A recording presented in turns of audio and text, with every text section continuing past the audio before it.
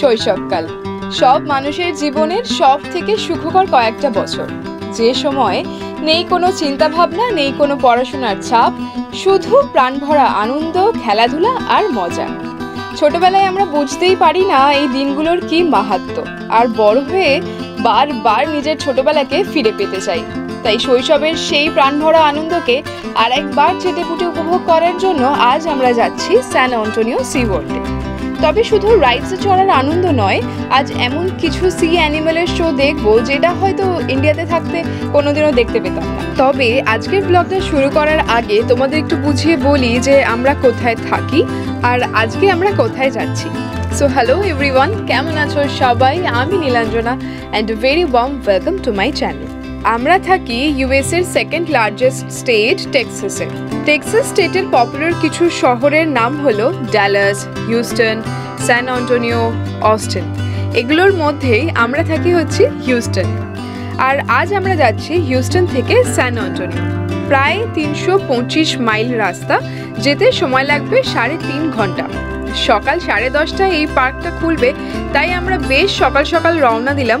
আমরা টার্গেট করেছিলাম ওই 6টায় বেরোবো, কিন্তু বাঙালির 6টা মানেই তো 6:30। বেরোতে বেরোতে 6:30 বেজেই গেল, আর তখনও দেখি চারদিক পুরো ঘুটঘুট করছে অন্ধকার। এখানে সূর্যোদয় হতে ওই প্রায় 7:30 মতো বাজে। সকালে যেমন দেরিতে সূর্য ওঠে, তেমনি রাতেও 8:30টার পর সূর্যাস্ত হয়। আর আজ হলো শুক্রবার, আমরা তো যাচ্ছি ছুটি নিয়ে ঘুরতে, কিন্তু সকাল সকাল সবাই অফিস যাচ্ছে আর কত জ্যাম লেগেছে দেখো।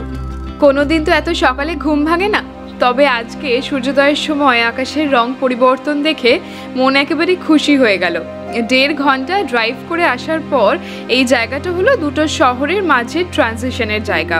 রাস্তার দুপাশে দিগন্ত বিস্তৃত মাঠ, কোথাও কিছু কিছু ফার্ম, র্যাঞ্চ এগুলো আছে। আর রাস্তার যত দূর চোখ যাচ্ছে, বড় বড় ট্রাক ছাড়া কোনো ছোট গাড়ি তো আর চোখে পড়ছে না। সবাই মিলে কন্টিনিউয়াসলি বকর বকর করতে করতে আর গান শুনতে শুনতে ফাইনালি 3.5 ঘন্টার জার্নি কমপ্লিট করে পৌঁছে গেলাম স্যান অ্যান্টোনিও সি ওয়ার্ল্ডে। এখন বাজে ওই সকাল 10টা মতো, হাতে এখনো আধ ঘন্টার সময় আছে। তাই ভাবলাম যে সকাল থেকে তো কিছু খাওয়া হয়নি, তাই চলো সবাই মিলে বাইরে দাঁড়িয়ে দাঁড়িয়ে আগে ব্রেকফাস্টটা সেরে নিই। এখানে টিকিটের price in general $69 per person, তবে আমরা একটা অফার পেয়েছিলাম তাই আমাদের $59 হয়ে গেছে। তবে যদি কেউ উইকেন্ডে যায়, মানে শনিবার বা রোববার, তাহলে টিকিটের প্রাইস আরও বেশি থাকে, প্রায় $90 কাছাকাছি। আর এই পার্কটা সোম, মঙ্গল, বুধ বন্ধই থাকে। এরপর বলি কার পার্কিং চার্জেসের কথা। মিনিমাম কার পার্কিং চার্জেস হচ্ছে $35। তবে কেউ যদি পার্কের একদম কাছে কার পার্ক করতে চায় তাহলে $45 আর $65 ভিআইপি পার্কিং পাস পাওয়া যাচ্ছিল। তো আমরা $45 টিকিটটাই কেটেছি, যাতে বেশি হাঁটতে না লাগে। এই পার্কের ভেতরে কিন্তু কোনো এক্সটার্নাল ফুড আইটেম অ্যালাউড নয়, তাই টিকিট কাটার সময়ই একটা ফুড কুপন অফার করছিল $40 পার পারসন। এই কুপনটা কাটলে ভেতরের যে কোনো রেস্টুরেন্ট থেকে সারা দিনের যে বিভিন্ন টাইমে বিভিন্ন ধরনের খাওয়ার আইটেম তোমরা খেতেই পারবে, কিন্তু আমরা এই টিকিটটা কাটিনি। পার্কের ভেতরে খাবারের প্রাইস অসম্ভব বেশি, তাই আমরা ডিসাইড করেছিলাম যে বাড়ি থেকেই খাওয়া দাওয়া নিয়ে যাব, আর বাড়ি ফেরার সময় একটা ভালো কোনো রেস্টুরেন্ট থেকে খেয়ে আসবো। আর দেখো, আমরা তো সামনেই একটা কার পার্কিং নিয়েছি, দুপুরবেলা আশা করি অসুবিধা হবে না। যখন খিদে পাবে একবার গাড়ি থেকে খাওয়া দাওয়ার খেয়েই আসবো। তো চলো, সব তো ইনফরমেশন দিয়েই দিলাম।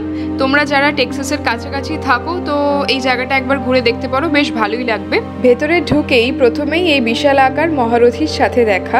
যে কোনো ভেটারান অফিসার্সরাই শুধুমাত্র এখানে ছবি তুলতে পারছিল। ভেতরে ঢোকার সাথে সাথেই একটা ম্যাপ ধরিয়ে দিল, আর ম্যাপে দেখছি 11টা থেকে একটা শো আছে সি লায়নের। তো আমরা তো সব দৌড়াচ্ছি যাতে শোটা না শুরু হয়ে যায়। আর ভেতরে গিয়ে হাঁফ ছেড়ে বাঁচলাম, দেখলাম না, যাক বাবা, বাঁচা গেছে, শো এখনো শুরু হয়নি, প্রথম থেকেই দেখতে পারবো। তাহলে এই অর্গানাইজেশন মেইনলি বিভিন্ন সি অ্যানিমেলের রেস্টোরেশন প্রসেসের ওপর কাজ করছে। বিগত দশকে সমুদ্র তট ও সমুদ্রের জলে ভাসমান প্লাস্টিকের পরিমাণ এতটাই বেড়ে গেছে যে এই সি অ্যানিমালরা এক্সটিংশনের পথে। Sea animals are important part of our sea ecosystem and as a human being আমাদের মধ্যে সচেতনতার উদ্রেক করার দরকার আমাদের পরিবেশকে বাঁচানোর জন্য। এখন কলকাতার যে এই পরিস্থিতি হয়েছে এটা শুধুমাত্র এই বিগত কয়েক বছরে নির্বিচারে গাছ কাটার জন্য। পরিবেশকে ভালো না রাখতে পারলে মানুষ যে বাঁচতে পারবে না এটা আমাদের সকলকেই বুঝতে হবে। যাই হোক, এটা নিয়ে নয় পরের একটা ব্লগে আলোচনা করব। তোমরা বরঞ্চ এই শোটার লাস্ট পার্টটা এনজয় করো।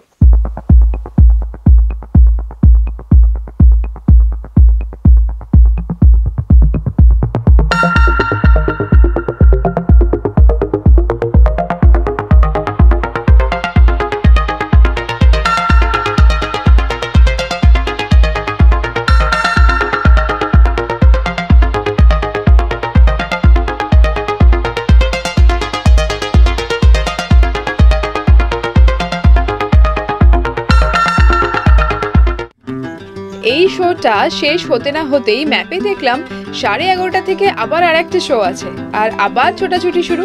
এই শোটা হচ্ছে অর্কাসের, বা যারা কিলার ওয়েল নামে পরিচিত। কিলার ওয়েল কিন্তু মারাত্মক খতরনাক। কিছু বছর আগে সি ওয়ার্ল্ডেই এরকম ইনসিডেন্ট হয়েছিল যে কিলার ওয়েল এখানকার ইনস্ট্রাক্টরদের অ্যাটাক করেছিল। তারপর থেকে এই শোটা দেখানো নিয়ে অনেক কন্ট্রোভার্সি ক্রিয়েট হয়েছিল। তোমরা যদি ইন্টারনেটে সার্চ করো তাহলে এই ইনসিডেন্ট নিয়ে একটা ভিডিও দেখতেই পাবে। তো এই ঘটনার পর থেকেই সি ওয়ার্ল্ডের যে সেফটি প্রোটোকলস তাতে অনেক চেঞ্জেস করা হয়। আর আজ সামনে থেকে এই অর্কাসকে দেখে আমার তো মানে প্রায় গায়ে কাঁটা দিচ্ছে। এতটাই বড় মুখটা যে একসাথে 100টা মাছ খেয়ে নিচ্ছে, আর মানুষ তো এক আধটা পেটে ঢুকেই যাবে। এই শোটা আমার জাস্ট সব কটা শোয়ের মধ্যে বেস্ট লেগেছে। আর কিলার ওয়েলের এই বডির কালার আর শাইন এটা মানে জাস্ট অসাধারণ লাগছে দেখে। আর এদিকে পুরো অডিয়েন্সকে তো লেজের ঝাপটায় চান করিয়ে দিয়েছে, আর আমি তো সামনের দিকে বসেছিলাম, মানে আমার পুরো জামা কাপড় ভিজে ডোব। আর ওইদিকে দেখো ওদিকের অডিয়েন্সের কি অবস্থা। এতক্ষণ অবধি যদি তোমরা ব্লগটা দেখে থাকো তাহলে কমেন্টে জানাও যে এই কিলার ওয়েলের শোটা তোমাদের কেমন লাগলো, বা আগের সিলানের শোটাই বা তোমাদের কেমন লাগলো। তবে এখনো কিন্তু সব শো শেষ হয়নি, এখনো একটা শো বাকি আছে। ডলফিনের একটা শো আছে, তবে সেটা হচ্ছে বিকেল 4:30। তাই তার আগে আমরা কয়েকটা রাইডস করে নিই, একটু মজা করে নিই, দেন আবার যাবো আর একটা শো দেখতে। এই শোটার একেবারে শেষ পর্যায়ে চলে এসেছি। তো তোমরাও এই শোটার বাকিটা এনজয় করো আর আমিও এনজয় করি। তারপর আমি আবার ফিরে আসছি এই দিনে আরো কি করেছি সেটা নিয়ে।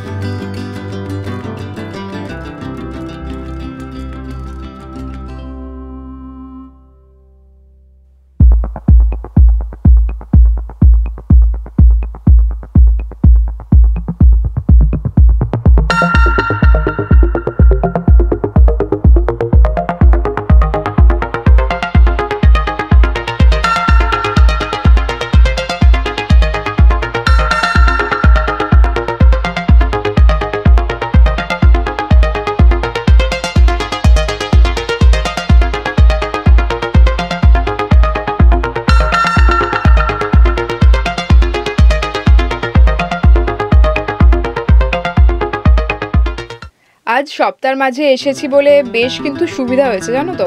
সবই দেখছি ফাঁকা ফাঁকা, কোনো জায়গায় লাইনও বেশি নেই।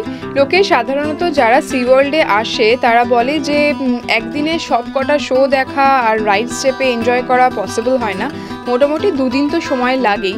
তবে আমরা খুবই লাকি মনে করি যে একই দিনে আমরা সব কটা শো দেখেছি, প্লাস যে রাইডসগুলো আমাদের পছন্দ হয়েছে সেটাও আমরা 2বার করে করার চেষ্টা করেছি। যা উঁচু এই ভিলটা, সেই আমাদের মেলার নৌকা আসতো না তার 100 টাইমস মনে হয় বড় এটা, আর 100 টাইমস উপরে ওঠাচ্ছে। আমার তো খুব পুরকি জেগেছে এটা ছড়ার, তো উঠেই পড়লাম রাম নাম নিয়ে। বেঁচে পড়তে এক শরীরে যে ফিরে এসেছি এটাই আমার ভাগ্য ভালো। তবে এই এক্সপিরিয়েন্স আজ যদি না করতাম তাহলে আর কবেই বা করতাম, তাই চোখ বন্ধ করে উঠেই পড়েছিলাম। সেই ছোটবেলার নিকো পার্কে যাওয়ার দিনটার কথা মনে পড়ে গেল। তবে ওখানে যদিও এত ডেয়ার ডেভিল কোনো রাইড থাকে না, মাঝে মাঝে এক একটা পয়েন্টে মনে হচ্ছিলো যে এবার সামনের দিকে হুমড়ি খেয়ে হয়তো পড়েই যাব। যাই হোক, সেফটি গিয়ারগুলো ভালোই ছিল, তো অসুবিধা কিছু হয়নি। এই রাইডসে চাপার পর বেশ মজা লেগে গেছে আর একদম এনার্জি এসে গেছে। আর এই যে রাইডটা চাপতে যাচ্ছি এটা হচ্ছে সেই ওপর থেকে পুরো ফ্রি ফল হয় জলের মধ্যে, সেটা আবার পুরো ভিজে যাব জানি, কিন্তু তাও আজকে তো ভিজতেই এসেছি, কিছু করার নেই। আর আজকে ওয়েদারটাও অসাধারণ ছিল, মানে ঠান্ডাও নেই আবার খুব একটা গরমও নেই, বেশ হালকা ফুরফুরে ওয়েদার, আর হালকা রোদও উঠেছে যে যদি ভিজেও যাই তাহলে খুব তাড়াতাড়ি আবার শুকিয়েও যাচ্ছি। বেশিরভাগ রাইডগুলোই আমরা 4 জন চড়ছিলাম, মানে আমি, সাগ্নিক আর আমাদের সাথে বুদ্ধদা আর আদি। আর এদিকে তৃষাদি মানে বুদ্ধদার ওয়াইফ, সে যে সব কিছুতে এত ভয় পাচ্ছে কি বলবো, কোনোটাতেই আমাদের সাথে চড়ছে না। সে বলছে যে এত উঁচু আমার ভয় লাগে, তাই আমরাও আর বেশি জোর করছিলাম না। তবে এই দেখো এখানে এই রাইডটা অলরেডি কমপ্লিট হয়ে গেছে আর আমাদের কি অবস্থা, ভিজে পুরো ডোব হয়ে গেছে সবাই। আর আদি এখানে বিশাল খুশি, সব রাইডগুলোতে ওকে চড়তে দিচ্ছিল না, মেনলি বাচ্চা মানুষ, হাইটের প্রবলেম তাই, আর এইটাতে যে ওকে চড়তে দিয়েছে এর জন্য ও আজকে বিশাল খুশি হয়েছে। আর এই জায়গাটা একটা আলাদাই আইল্যান্ডের মতো বানিয়ে রেখেছে, যেখানে তোমার জলাশয়ের মধ্যে ডলফিন ছেড়ে দিয়েছে। এখানে সাধারণ মানুষ আর কি জলের মধ্যে নেমে ডলফিনের সাথে পার্সোনাল ইন্টারাকশন করতে পারে, তার জন্য $120 করে এক্সট্রা টিকিট কেটে ঢুকতে হবে। তো আমাদের তো আজকে আর অত সময় ছিল না, একই দিনে সব রাইডস কমপ্লিট করে আবার একটা শো বাকি আছে সেটা দেখে দেন সন্ধ্যাবেলায় একটা রেস্টুরেন্টে খাবো, তারপর আবার 3.5 ঘন্টা গাড়ি চালিয়ে বাড়ি ফিরতে হবে, যেহেতু স্টেকেশন ছিল না। তো আজকে আর এগুলো হলো না আমাদের দ্বারা, পরে দেখি যদি কোনো ইন ফিউচার পসিবল হয় তো আবার যাব। এই দেখো এখানে আবার কি সুন্দর করে জলের তলার পৃথিবীকে সবার সামনে তুলে ধরেছে, কোরাল রিফ থেকে শুরু করে সামুদ্রিক মাছ সব কিছু সুন্দরভাবে প্রিজার্ভ করেছে। দেখে মনে হচ্ছে যে আমরা যেন সেই আন্দামান নিকোবর আইল্যান্ডে চলে এসেছি আর জলের তলায় স্নোরকেলিং করতে এসেছি। যতই এই সি ওয়ার্ল্ডটাকে এক্সপ্লোর করছি ততই যেন আলাদাই অনুভূতি আর আলাদাই একটা এক্সপিরিয়েন্স তৈরি হচ্ছে আমাদের। যেহেতু এটা একটা পুরোটাই ম্যানমেড সি ওয়ার্ল্ড, তাই কিভাবে এরা সব কিছু পরিষ্কার রাখে দেখো খালি। এছাড়াও আজ যা বিশাল বিশাল সাইজের শার্ক দেখেছি না, যে কি বলবো। তোমরাই দেখো এই শার্কটা এমন চোখ রাঙিয়ে আমার দিকে তাকিয়ে আছে যে এই চোখ রাঙানিটা আমি মনে হচ্ছে জীবনে কোনোদিনও ভুলবো না। একদম পুরো রাগে গস করছে, বলছে আয় তোর মুন্ডুটা খাবো। এই সি ওয়ার্ল্ডের 90% মোটামুটি ঘোরা হয়ে গেছে, আর এই লাস্ট রাইডটা করার ইচ্ছা ছিল তো সেটাও করে নিয়েছি। এবার যে লাস্ট শোটা বাকি আছে ডলফিনের, তো চলো সেটাই গিয়ে এবার একটুখানি দেখে নিই আর তোমাদেরও দেখাই। এই শোটা প্রথমেই শুরু হয়েছে বেলুগা ভেল দিয়ে। এই তিমি মাছটা কিন্তু খুব ভীতু প্রকৃতির হয়, তবে এরা খুব হাসি খুশি থাকতে পছন্দ করে আর মানুষের কোনো রকম কোনো ক্ষতি করে না। আর বেলুগা ভেলের পাশাপাশি 10খানা ডলফিনের শো ছিল এখানে, তো অসাধারণ, একদম পুরো জমিয়ে দিয়েছিল। আমার তো ভালো লেগেইছে, আর তোমরাও জানাও যে তোমাদের কেমন লাগলো। তো আমি একদম আজকে আমাদের ভ্লগের শেষ পর্যায়ে পৌঁছে গেছি। এই শোটা শেষে আমি আরেকবার ফিরে আসছি একটা ভীষণ সারপ্রাইজিং জিনিস নিয়ে, তো শেষ অবধি দেখতে থাকো।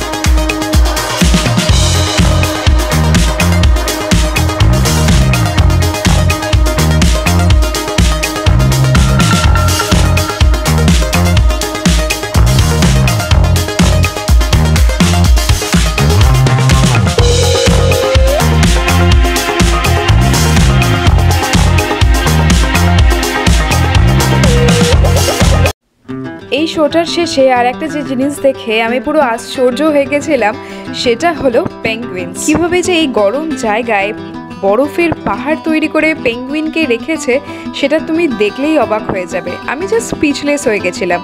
আর আমার কি এক্সপিরিয়েন্স হয়েছে সেটা আমি ভাষায় প্রকাশ করে বলতে পারছি না। সামনে থেকে না দেখলে হয়তো এই জিনিসটা বোঝাও যাচ্ছে না, ফোনটা জাস্ট জাস্টিফাই করছে না এই সিচুয়েশনটাকে। আজ যে জিনিসগুলোর সাক্ষী হয়ে থাকলাম হয়তো জীবনে কোনোদিন আর দেখার সুযোগ হবে না, তবে এই এক্সপিরিয়েন্সটা সারা জীবন সাথে নিয়ে চলবো এবং অনেকের সাথে শেয়ার করব, তাই তোমাদের সাথেও শেয়ার করলাম। তোমাদের কেমন লাগলো সেটা কমেন্টে জানিও। দেখা হচ্ছে পরের ভ্লগে, ততক্ষণ পর্যন্ত টাটা।